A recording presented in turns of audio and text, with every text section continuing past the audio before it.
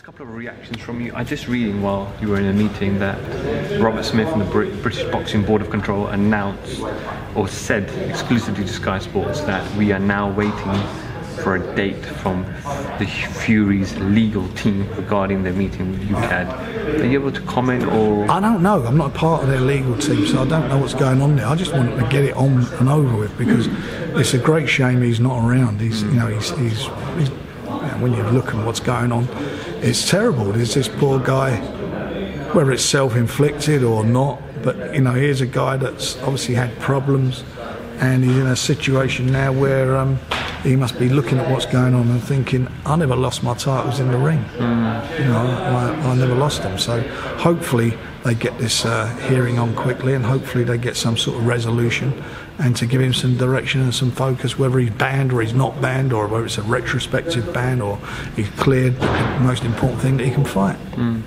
Richard Schaefer was speaking to Fight Hype in America, and he mentioned that interview, and it's a full rant against Eddie Hearn, and Eddie Hearn coming into America, because I don't know if you've seen Eddie Hearn's impressions of Richard Schaefer, etc.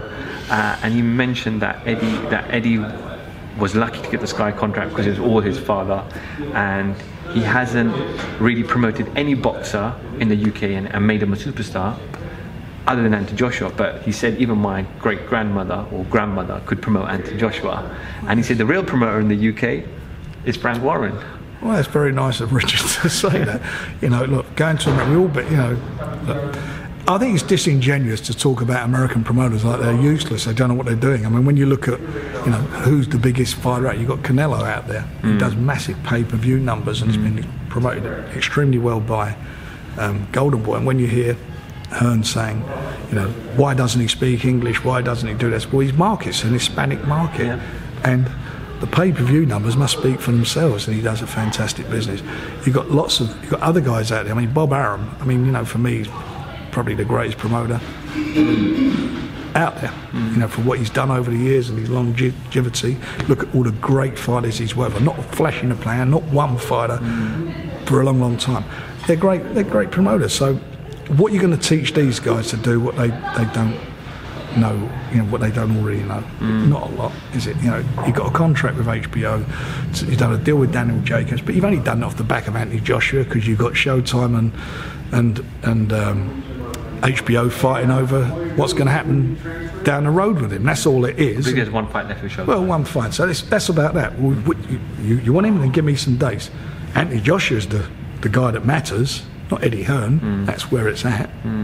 And that's the reason he got the dates.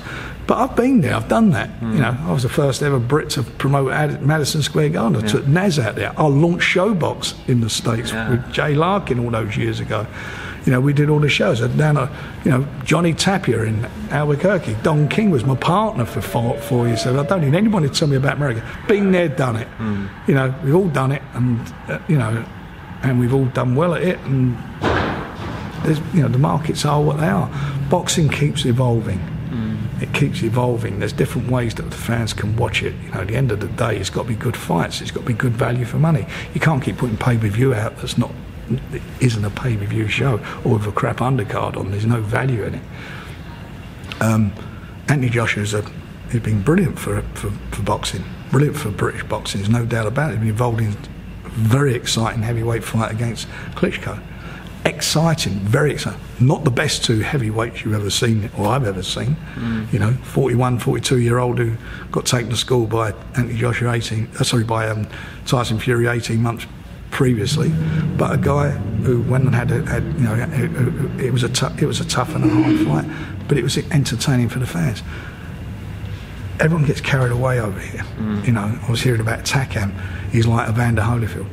I mean, has these people ever seen Evander Holyfield? Evander Holyfield is a boxing royalty, boxing great. If he'd have been in the ring, it'd have been all over. It wouldn't happen. Andy Joshua's got a long way to go yet before you put him up there in that echelon with these great fighters. A long way, and he knows that better than anybody. He's not the guy making these comments. It's people making them. He's got a long way to go. The Allies and all these guys. These guys were around for a long, long time, fighting the best in the great era of heavyweight boxing. So you know, two Anthony Joshua fights, Tyson Fury and a few other guys, and hopefully down the road, you know, please God, Daniel Dubois comes through, and that there's some great fights that be made if he's still around. But you know, all these stupid comments, and who cares? You know, who cares whether Eddie Hearn's fight, you know, promoting Daniel Jacobs in America? Who cares? So what? What's that? You know, so what? You know what? You're promoting Daniel Jacobs in America, and it's fantastic. We're putting Cole Frampton on in Belfast. We're putting these two guys on in London. I know what I'd much rather be doing.